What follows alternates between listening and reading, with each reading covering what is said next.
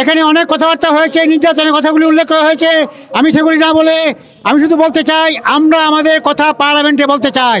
আমরা বহু আগে থেকে দাবি করে আসছি যে পার্লামেন্টে আমরা আমাদের প্রতিনিধি দিতে চাই। আমরা মাধ্যমে আমরা সংরক্ষিত আসন চাই, এই থেকে করে আসছি, আজও করতেছি।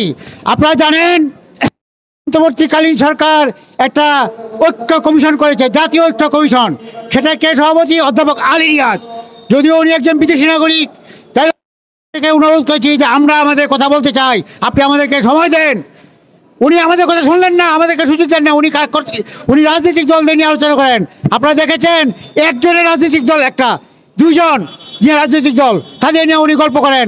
একজন বিএনপি নেতা বলেছেন এখানে নাকি আড্ডা হয়, এখানে নাকি আড্ডা হয় রাত 2টা পর্যন্ত, খাওয়া দাওয়া আড্ডাবাজি হয়। আমরা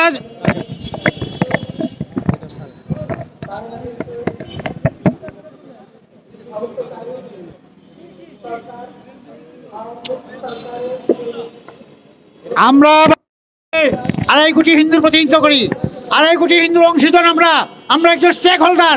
আমাদেরকে বাদ দিয়ে কি করে আলোচনাটা হয়, কি করে হয়? অথবা আলী রিয়াজকে বুঝতে হবে, উনি একটা বিদেশি নাগরিক, উনি এটা কি করে বুঝবেন?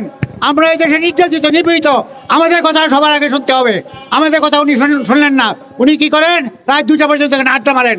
আমরা তো পত্রিকায় দেখি রাত 2টা পর্যন্ত এনে খাওয়া দাওয়া হয়, আড্ডা করা হয়। তাহলে এটি কী করে ফলপ্রসূ হবে? আমরা আমাদের কথা বলতে চাই। আজকে আপনার সাংবাদিক ভাইয়ের সামনে আমরা বলতে চাই যে আমরা পার্লামেন্টে পৃথক নির্বাচনের মাধ্যমে আমরা অংশগ্রহণ করতে চাই। আমাদের সমস্যাগুলি পার্লামেন্টে আমরা বলবো। আমরা কেন বলবো না? আমাদের অধিকারগুলি আমরা বলবো। আপনারা জানেন হিন্দুরা এই দেশের প্রত্যেকটা আন্দোলন, প্রত্যেকটা উন্নয়নমুখী কাজে অংশগ্রহণ করেছে, রক্ত দিয়েছে। কাজে আমাদেরকে অগ্রাধিকার দিতে হবে, আমাদেরকে অধিকার দিতে হবে, আমাদেরকে শান্তিপূর্ণভাবে বসবাস করার অধিকার দিতে হবে। আমি আর বেশি কিছু বলবো না। আমার নেতৃবৃন্দ আছেন, মোটামুটি আপনার কথা শুনেছেন। আমি একটাই দাবি করব, আমরা পার্লামেন্টে ঢুকতে চাই, আমাদের কথা আমরা পার্লামেন্টে বলতে চাই। জয় শ্রীরাম।